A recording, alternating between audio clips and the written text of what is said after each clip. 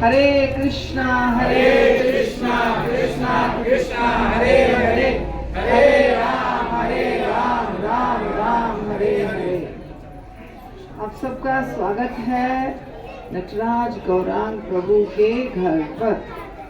सारे भक्त नटराज गौरांग प्रभु को पहचानते हैं।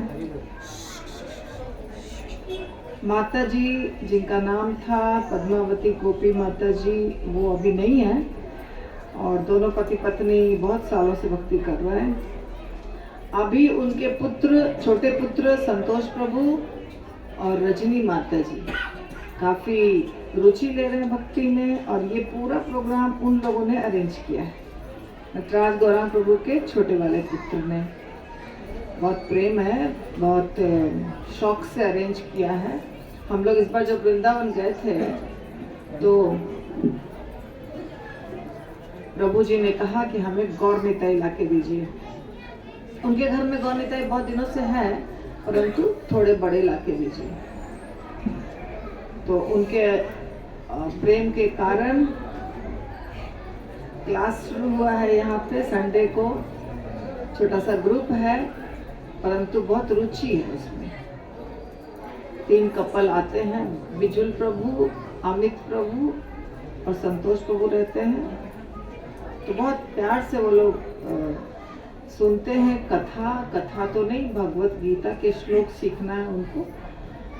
तो ये घर जो है, इसका माहौल, वातावरण सब आध्यात्मिक हो गया है। पहले से ही था, पर अभी बच्चे भी इंटरेस्ट ले रहे हैं। तो ये श्रील प्रभुपाद की कृपा है और गौर निताई की सेवा के कारण ये सब हुआ है।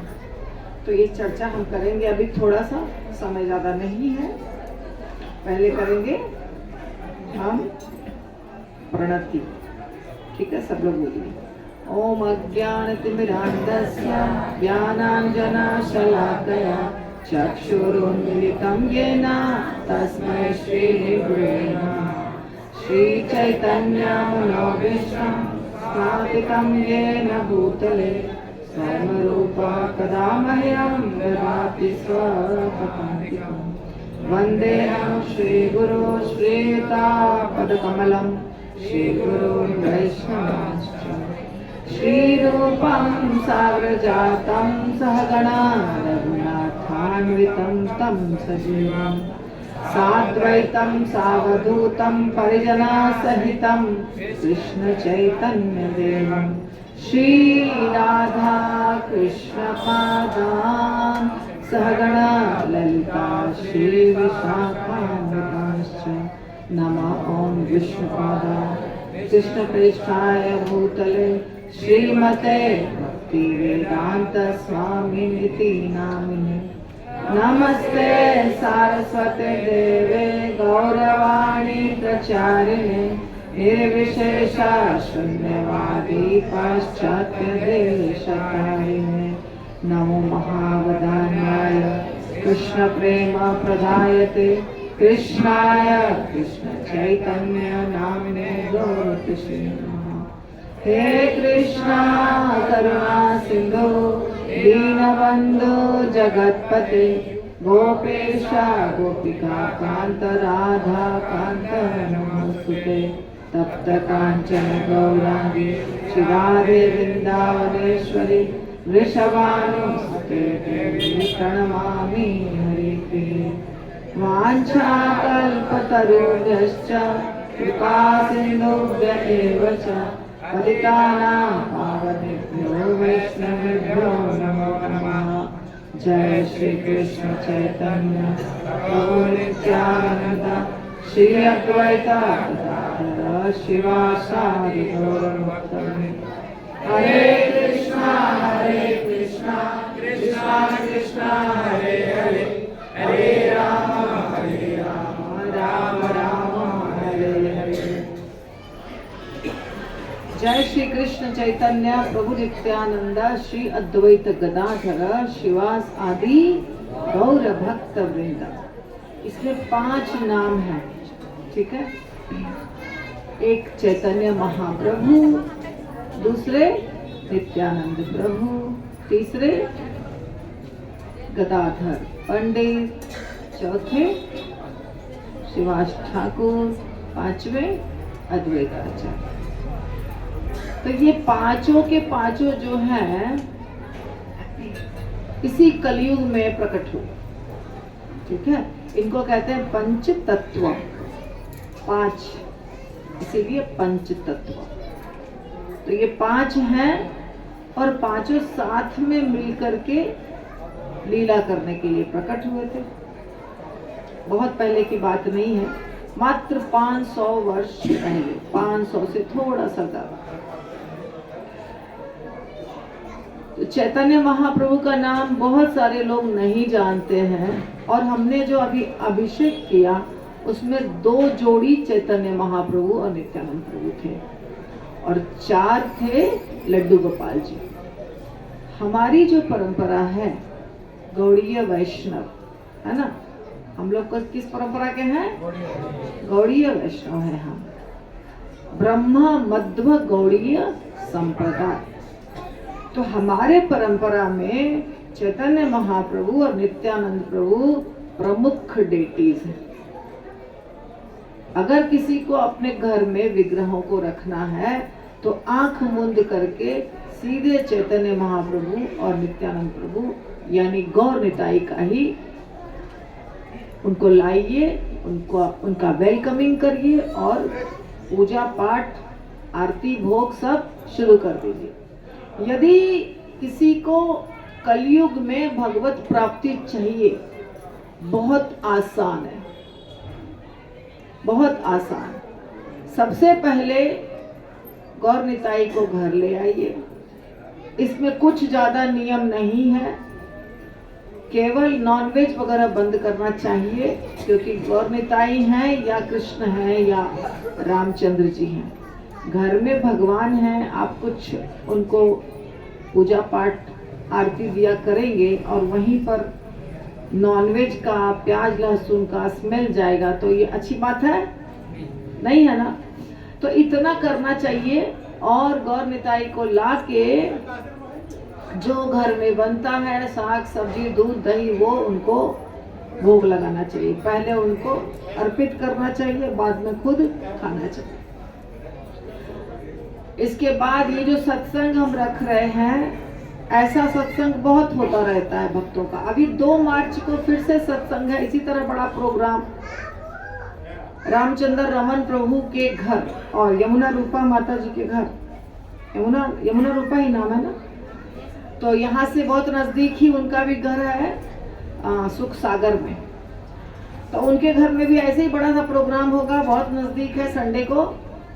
तो ऐसे भक्तों के संग चलिए, भक्तों के संग रहिए, भक्तों के संग यात्रा जाइए। अभी कुंभ में कितने लोग स्नान करके आ गए बताइए तो? ये देखिए, कुंभ के नाम पर देश विदेश से लोग आ गए, लाखों हजारों खर्चा करके, क्योंकि ऐसा कहा जाता है कि कुंभ में स्नान करने से क्या होता है, पाप धुल जाते हैं। तो लोगों को लगा कि इतना आसान है, खाली डुबकी लगाना है और पाप धुल जाएंगे, तो ये तो बहुत आसान तरीका है, तो हमको ये कर लेना चाहिए। जिसने जीवन में भक्ति नहीं भी किया है कभी, वो भी डुबकी तो लगाने चला ही गया। ठीक है, आसान है और सच में उससे पाप धुलते हैं, उसमें कोई 2 राय नहीं है। परंतु ये जो कुंभ का स्नान है, गंगा यमुना माता का स्नान है, इस प्रकार के जो स्नान होते हैं, गोदावरी का स्नान है, इससे थोड़े समय के लिए आपको आध्यात्मिक शक्ति मिलेगी, पाप भी धुलेगा, पर फिर से पाप करेंगे, क्योंकि अंदर से चित्त उतना शुद्ध नहीं हो पाएगा एक बार डुबकी लगाने से। अब बात समझ रहे हैं? तो हमेशा हमेशा बार बार अगर हम पाप करेंगे तो गंगा माता, यमुना माता, कुंभ कितना पाप धोएंगे हमारे। असली चीज क्या है? असली चीज है अपने जीवन को भक्तिमय बना देना, हमेशा के लिए कुछ न कुछ ऐसा करना जिससे कि 2 कार्य हो। एक, नया पाप करने की इच्छा नहीं हो, और दूसरा, जो कर चुके हैं उससे छुटकारा भी मिल जाए और शुद्धिकरण भी हो जाए। सच बात है कि झूठ बातें बोलिए? ऐसा ही करना पड़ेगा ना। तो चैतन्य महाप्रभु अपने 4 और पार्षदों को लेकर के प्रकट हुए, जो मुख्य पार्षद थे। वैसे तो बहुत सारे पार्षद उनके थे, बड़े बड़े महान भक्तगण थे। सार्वभौम भट्टाचार्य हैं, रामानंद राय हैं, मुकुंद हैं, स्वरूप दामोदर हैं, जगदानंद पंडित हैं, अनगिनत भक्त हैं भगवान के साथ लीला में भाग लेने के लिए। परंतु श्रीवास ठाकुर एक ऐसे भक्त थे, ये पंच तत्व में से, जिनके घर चैतन्य महाप्रभु ने संकीर्तन शुरू किया। ठीक है, संकीर्तन किसको कहते हैं? एक साथ बहुत सारे लोग जमा होके जब कीर्तन करते हैं तो उसको कहते हैं संकीर्तन। अकेले जब आप लेके माला करते हैं उसको कहते हैं नाम जप। हरे कृष्ण कृष्ण कृष्ण हरे हरे, हरे राम राम राम हरे हरे, यह है जपा। और अभी जो कर रहे थे वो क्या था? संकीर्तन, जिसमें आप लोग बहुत देर से मृदंग करताल सब लेके बजा रहे थे, गा रहे थे, और इसके साथ साथ नाचते भी हैं भक्तगण। इस्कॉन में प्रसिद्ध है नाच, चैंटिंग, डांसिंग, फीस्टिंग, फास्टिंग, 4 चीज करना है। तो सबसे पहले चैतन्य महाप्रभु ने शुरू किया कहाँ पे ये चीज? श्रीवास ठाकुर के घर पर।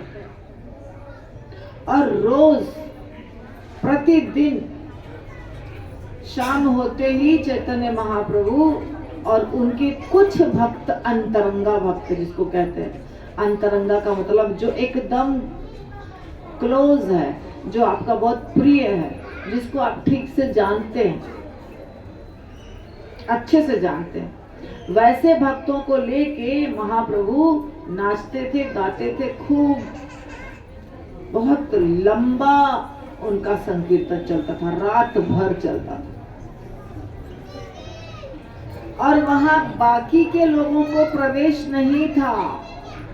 जो भगवान के अंतरंगा भक्त नहीं है, जो भगवान के बहुत नजदीक के भक्त नहीं है, जिनको भगवान जानते नहीं है ठीक से, जानते तो हैं भगवान सबको, परंतु भक्ति के दृष्टि से जो बहुत क्लोज नहीं है भगवान के, उनका प्रवेश नहीं था।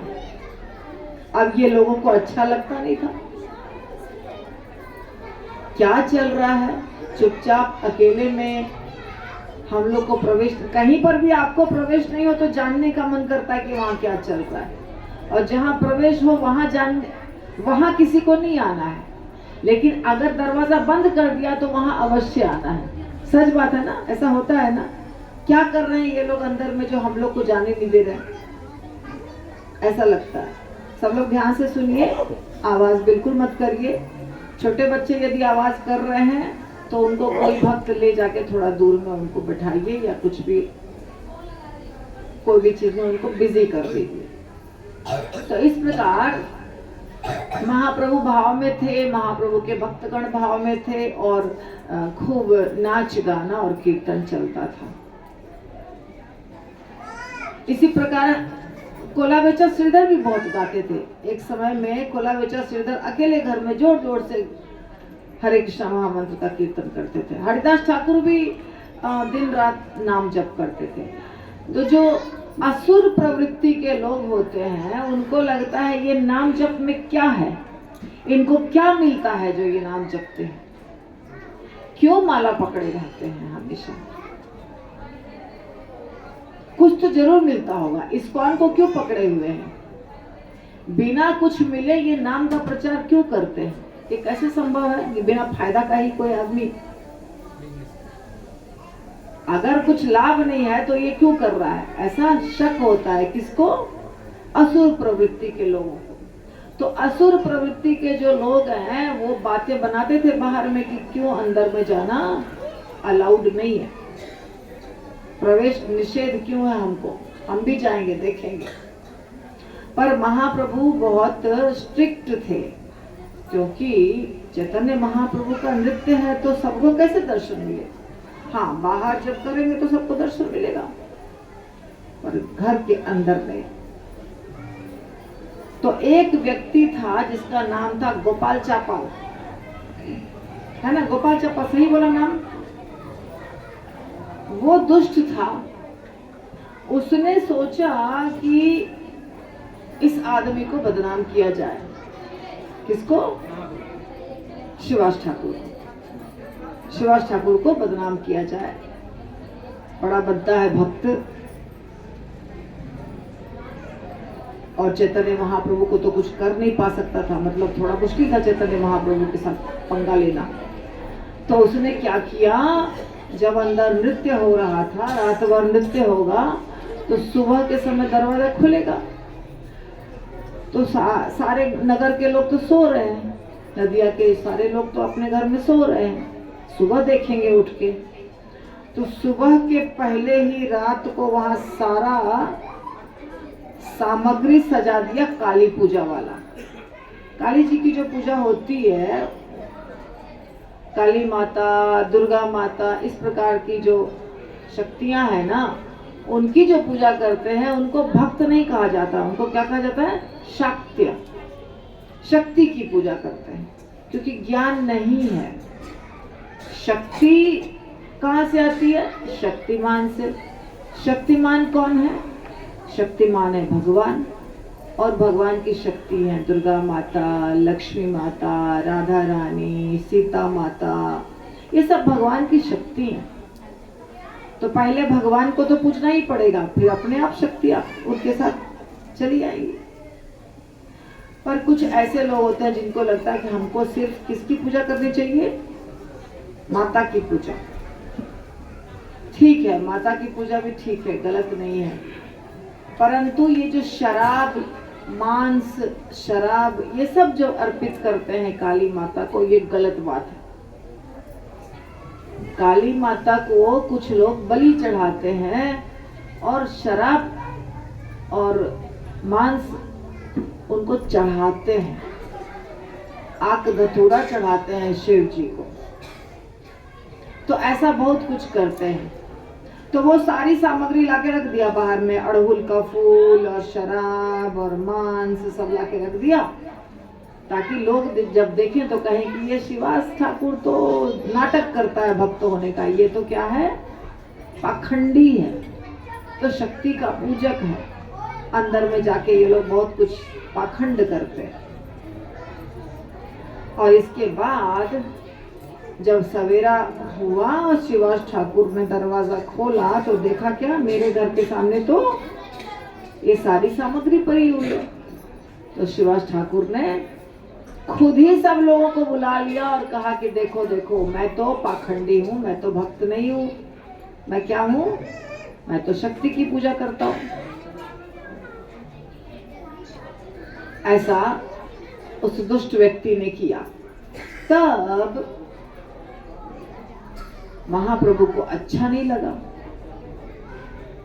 ये जो कार्य किया महाप्रभु को अच्छा नहीं लगा। अब क्या होता है, लोगों को क्या लगता है कि जब हम कुछ गलत कार्य करते हैं, हम जब कोई भी गलत कार्य करते हैं, तो सामने वाला व्यक्ति हमको श्राप दे देता है, पर ऐसा नहीं होता है। शिवास ठाकुर ने कुछ भी नहीं किया, वो तो वैष्णव थे, वो तो भक्त थे। परंतु अगर आप गलत कार्य करते हैं किसी के प्रति, तो भगवान को अच्छा नहीं लगता है। सच बात है कि झूठ बात है? बोलिए, सब ध्यान से सुनिएगा और जवाब भी दीजिएगा। अगर हम किसी के प्रति कुछ गलत कार्य करेंगे तो भगवान को अच्छा लगेगा? नहीं। अगर भगवान को अच्छा नहीं लगेगा तो क्या होगा? हमारा अच्छा होगा? नहीं। इसीलिए गलत कार्य करना नहीं चाहिए, किसी के बारे में गलत बोलना नहीं चाहिए, कोई बदनाम हो ऐसा कुछ कार्य नहीं करना चाहिए। पर गोपाल चापाल को समझ नहीं थी, उसने ऐसा किया। थोड़े ही समय के बाद गोपाल चापाल को हो गया एक बीमारी, जिसका क्या नाम है? कुष्ठ। पहले के जमाने में कुष्ठ रोग होता था, आपने सुने होंगे कुष्ठ रोग, लेप्रोसी। जब उसको हो गई बीमारी, तो उसको लगा कि अभी क्या करें हम। और पहले के जमाने में कुष्ठ रोगी को बाहर रख दिया जाता था, गांव से बाहर एक कुछ कुटिया उटिया में रखा जाता था। तो गोपाल चापाल एक बार चैतन्य महाप्रभु के सामने आ गया अचानक और कहने लगा कि आप मुझे ठीक कर दीजिए, मुझे तो ये बीमारी हो गई है। भगवान बहुत दयालु है, भगवान सबके ऊपर बहुत दयालु है, हर जीवात्मा के ऊपर बहुत दयालु है। आप अगर सीधी सीधी भक्ति करते हैं, भगवान आपके ऊपर बहुत कृपा करेंगे।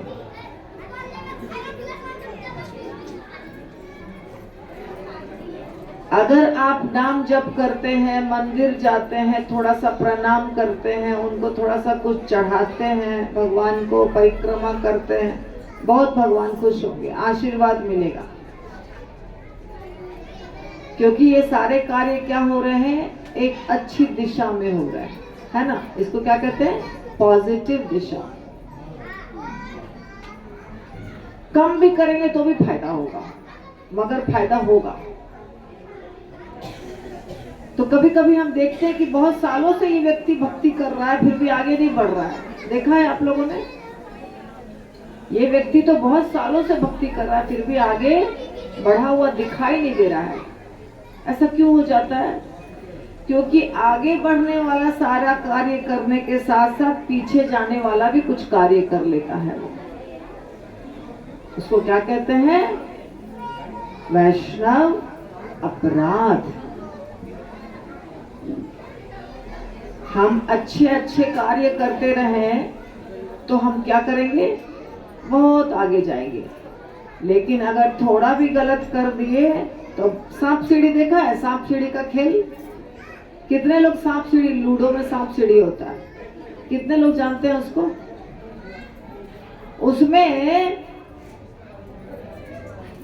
एकदम नीचे में, एकदम ऊपर में, कहाँ ऊपर या नीचे, कहाँ पे काटता है सांप? 2 नंबर पे। और जब वो उस सांप, वहां पे एक सांप रहता है और वो काटता है तो आप कहाँ चले जाते हैं, एकदम नीचे चले जाते हैं। अब नंबर नहीं मुझे याद है, लेकिन मुझे ये पता है कि एक सांप वैसे जगह पे रहता है कि अब लगेगा आप जीत जाएंगे, लेकिन उसके बाद क्या हो जाएगा, वो सांप अगर काट लिया आपका तो आप कहाँ चले जाएंगे, एकदम नीचे। तो वैष्णव अपराध वैसा ही है, बहुत आगे बढ़े, बहुत आगे बढ़े, बहुत आगे बढ़े, बाद में क्या कर दिया, एक ऐसी गलती कर दिया कि सीधे धड़ाम से नीचे। डरिए, सब लोग डरिए। डर लग रहा है?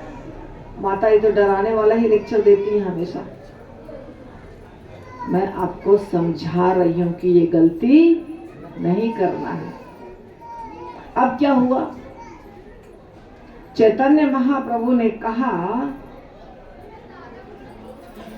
जब ये कहता है पतित पावन सुनी आइलू तोर ठाई, तारह आमारे तुम्ही सवार गोसाई। आप पतित पावन है, कृपा करके मेरा उद्धार कर दीजिए, इसीलिए मैं आपके पास आया हूँ। चैतन्य महाप्रभु कहते हैं मैं हूँ पतित पावन। नमो महावदान्याय कृष्ण प्रेम प्रदायते। चैतन्य महाप्रभु बहुत ही दयालु है, कृष्ण प्रेम देते हैं। परंतु चैतन्य महाप्रभु ने कहा तुमने किसके प्रति अपराध किया है, बोलो? श्रीवास ठाकुर के प्रति। जब तक श्रीवास ठाकुर तुमको माफ नहीं करेगा, मैं तुम्हें माफ नहीं कर सकता। मुझे गाली दोगे तो चलता है, मुझे मेरी शिकायत करोगे चलता है, मेरे प्रति अपराध करोगे चलता है, मेरे भक्त के प्रति अपराध करोगे बिल्कुल नहीं चलेगा। अर्थात भगवान के प्रति अपराध करने से भी चलता है, मगर वैष्णव के प्रति अपराध बिल्कुल नहीं चलता है।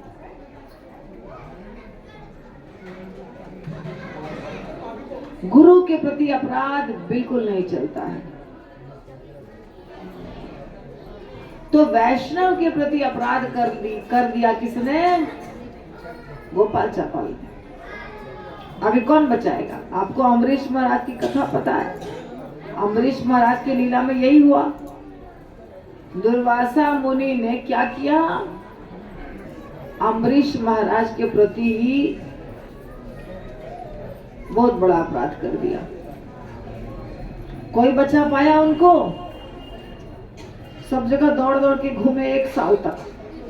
ब्रह्मा जी के पास गए, शिव जी के पास गए, विष्णु भगवान के पास गए, देवी देवताओं के पास तो गए ही, लेकिन सबने क्या कहा? जहां तुमने अपराध किया है वहीं जाओ, अगर वो माफ कर दिया तो कल्याण हो जाएगा, नहीं तो कल्याण नहीं होगा। सेम बात कहा किसने? यही बात कहा चैतन्य महाप्रभु ने श्रीवास ठाकुर को, सॉरी किसको? गोपाल चापाल को। अब गोपाल चापाल कह रहा है कि प्रभु आपके सिवाय और कोई नहीं है जो हमारा उद्धार कर सकता है, आप तो सबसे बड़े उद्धारक हैं, माफ कर दीजिए मुझे। महाप्रभु ने कहा तुमने श्रीवास के प्रति निंदा की है, अपराध किया है, तो श्रीवास ही तुम्हें माफ करेगा। लेकिन वैष्णव बहुत दयालु होते हैं। वैष्णव किसी को श्राप वगैरह नहीं देते हैं। वैष्णव न श्राप देते हैं, ना वैष्णव बुरा करते हैं। पर आपको पता है वैष्णव के हृदय में कौन बैठते हैं? भगवान। नारद मुनि ने क्या कहा? नारद मुनि ने भगवान से पूछा, आपका वास कहाँ है? वास स्थान कहाँ है? कहाँ रहते हैं? तो भगवान ने क्या जवाब दिया? नाहं तिष्ठामि वैकुंठे योगिनां हृदयेषु वा यत्र गायन्ति मद्भक्ता तत्र तिष्ठामि नारद।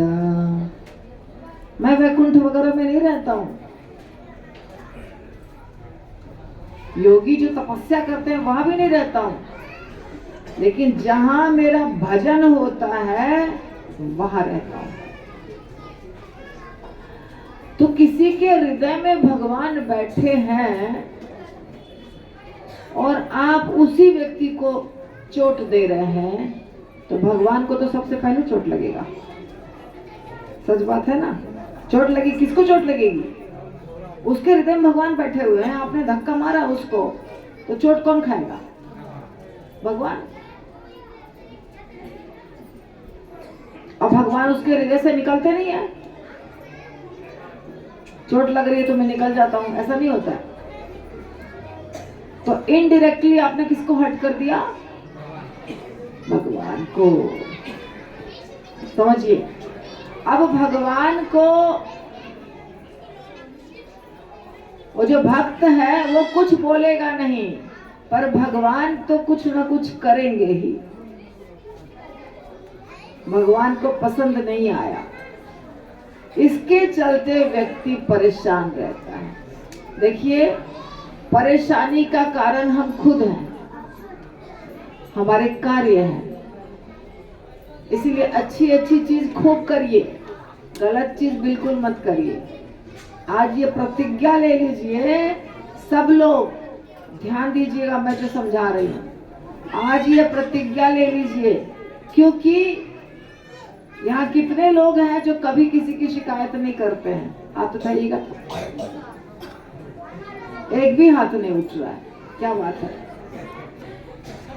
यहाँ कितने लोग हैं जो दूसरे की शिकायत उसके पीछे नहीं करते? शिकायत पीछे ही किया जाता है, सामने तो किया जाता नहीं है। बहुत कम लोग करते हैं। सामने वाला भी बुरा ही है, पर पीछे वाला तो बहुत बुरा है। तो ये जो आदत है ना, शिकायत करने वाली, मैनिपुलेट करने वाली, ये हमें भगवान के पास जाने नहीं देगा। क्यों? वो सांप सीढ़ी वाला खेल।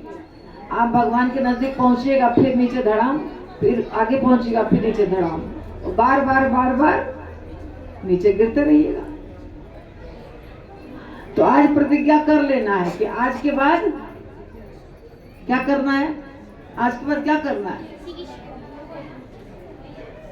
बोलिए जोर से। किसी की शिकायत नहीं करनी है। आवाज तो आ ही नहीं रही है। बिल्कुल करनी है क्या? कंटिन्यू करना है। अच्छा, कौन कौन है जो आज प्रतिज्ञा लेता है कि आज के बाद किसी की शिकायत नहीं करेंगे? हाथ उठाइए। उधर देखिए, उधर देखिए, उधर माता ही लोग ने प्रतिज्ञा नहीं ले रही है। माता ही लोगों को करना है। तो किसको किसको गोलोक धाम जाना है? किसको किसको गोलोक धाम जाना है? मतलब गोलोक धाम भी नहीं जाएंगे। गोलोक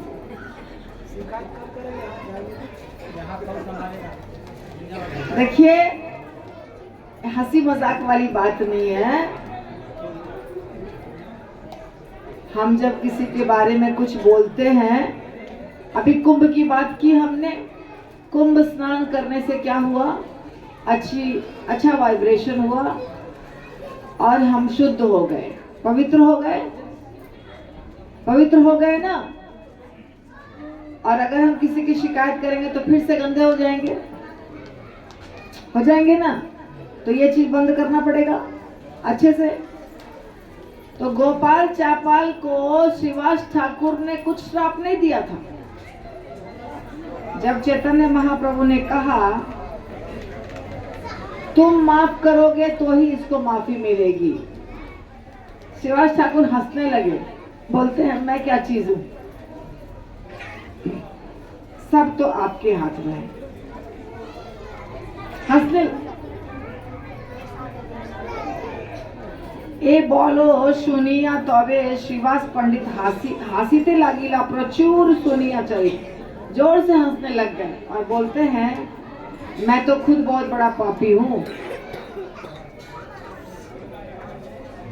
लेकिन मेरी इच्छा है कि आप उसका उद्धार कर दें। तो श्रीवास ठाकुर ने कहा हे भगवान, आप उसका उद्धार कर दीजिए। मैं चाहता हूं कि आप उसका उद्धार कर दीजिए। और श्रीवास ठाकुर के परमिशन के बाद, उसकी इच्छा के बाद, उसकी आज्ञा के बाद चैतन्य महाप्रभु ने गोपाल चापाल को माफ कर दिया और तुरंत उसकी कुष्ठ रोग की बीमारी समाप्त हो गई और उसका शरीर बिल्कुल चमकने लगा, जैसे कभी वो एक फुंसे भी एक फोड़ा भी नहीं हुआ होगा, वैसा वो उसका शरीर अभी चमकने लगा। तो ये है भगवान की लीला, जिसमें हम देखते हैं क्या शिक्षा मिली। बताइए, भगवान की इस लीला से क्या शिक्षा मिली? क्या शिक्षा मिली? हमारे गुरु महाराज इस बात के प्रति बहुत सतर्क रहते थे और हर दीक्षा के समय समझाते थे 10 नाम अपराध। हर दीक्षा के पहले 10 नाम अपराध के ऊपर प्रवचन देते थे महाराज। कोई भी नाम अपराध नहीं करना है। उसमें सबसे पहला अपराध कौन है? 10 नाम अपराध में सबसे पहला अपराध कौन है? जोर से बोलिए, पूरा बोलिए। भगवान नाम का प्रचार करने वाले महाभागवतों की निंदा करना सबसे बड़ा अपराध है। और आप लोग सब सीखे हैं, ये चीज सीखे हैं ना? तो उसको जीवन में भी लागू करना चाहिए। तो इससे क्या फायदा होगा? एक माला भी जप करेंगे तो उसका परिणाम बहुत अच्छा होगा। एक माला भी जप करेंगे तो बहुत आगे बढ़ेंगे। एक बार भी दर्शन करेंगे, बहुत आगे बढ़ेंगे। आगे बढ़ना है ना सबको। बहुत मुश्किल बताया मैंने कुछ क्या कि अरे हो ही नहीं सकता, असंभव कार्य माता जी ने बता दिया। ऐसा लग रहा है असंभव है? नहीं, प्रैक्टिस करना पड़ेगा, इस चीज का प्रैक्टिस करना पड़ता है ना। अच्छी आदतों को लाने के लिए जीवन में कुछ मेहनत करना पड़ता है। जब मेहनत करेंगे तो अच्छी आदतें डेवलप हो जाएंगी और बुरी आदतें निकालना पड़ेगा। जिंदगी में आगे बढ़ना है तो बुरी आदतों को निकालना पड़ेगा। इससे कौन प्रसन्न होंगे? भगवान। हम जब कोई भी कार्य करते हैं तो हमें एक तराजू होता है, तराजू पे क्या करते हैं आप? तौलते हैं कोई चीज को। तो जब हम कुछ बोलते हैं, जब हम कुछ सोचते हैं, जब हम कुछ करते हैं तो आपको तौलना चाहिए, ये जो मैं कर रहा हूं ये उचित है कि अनुचित। कैसे समझ में आएगा उचित है कि अनुचित?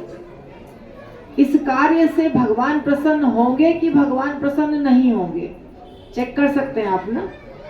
आंसर आपको मिल जाता है। मिलता है कि नहीं मिलता है? बताइए, मिलता है आंसर? आप किसी को अगर कुछ गंदा बोल रहे हैं, इससे भगवान प्रसन्न होंगे? बोलिए, होंगे? किसी को पानी पिला रहे हैं, भगवान प्रसन्न होंगे? हो जाएंगे। किसी को प्रसाद खिला रहे हैं, भगवान प्रसन्न होंगे? हो जाएंगे। किसी को कपड़ा दे रहे हैं, भगवान प्रसन्न होंगे? इतना बड़ा प्रोग्राम किया, भगवान प्रसन्न होंगे? हो जाएंगे। तो जब भगवान प्रसन्न होंगे ये आपको मालूम है, तो ये भी मालूम है कि भगवान प्रसन्न नहीं होंगे इस कार्य से। एक होता है पाप और एक होता है पुण्य। पुण्य कार्य करना और भक्ति करना, ये दोनों चीज आवश्यक है। पुण्य कार्य भी करना चाहिए, भक्ति भी करना चाहिए। पुण्य कार्य क्यों करना चाहिए? इससे भी पॉजिटिव एनर्जी मिलती है आपको। आप पुण्य कार्य मतलब फल मत चाहिए, उसका फल हमें प्राप्त हो ये नहीं उम्मीद करनी है। पर कोई जा रहा है रास्ते में, उसको मदद कर सकते हैं ना, ये क्या होता है? पुण्य कार्य होता है। मगर हम भक्तगण क्या करेंगे? हम वो कार्य करके बोलेंगे नहीं, हमने अपने लिए नहीं किया, भगवान के प्रसन्नता के लिए। वो भगवान की संतान है। रास्ते में जाने वाला कीड़ा मकोड़ा, पशु पक्षी, जानवर, ये कौन है? भगवान की संतान है। जब आप उसको मदद करते हैं तो वो भक्ति नहीं लग रहा है, ऐसा लग रहा है कि भक्ति तो नहीं है, भक्ति तो माला। आप माला कर रहे हैं और रास्ते में कोई गिर रहा है, पड़ रहा है, मर रहा है, कट रहा है, और आप कहेंगे नहीं हम तो खाली माला करेंगे, हमको तो भगवान गुरु ने कहा है सिर्फ माला करना है। और आपके सामने ऐसी परिस्थिति आ गई तो आपको क्या करना पड़ेगा? हेल्प करना पड़ेगा ना।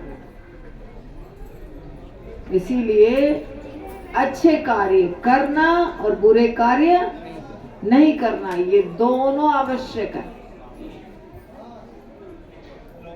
किसी का कोई प्रश्न है? नहीं है?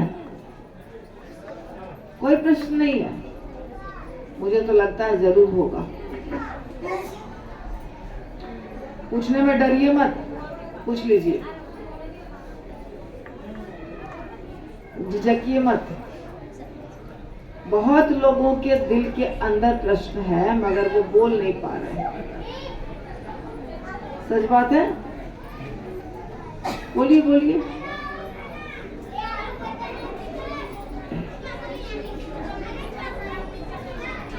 नहीं?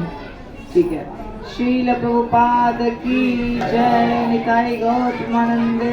हरि हरि बोल।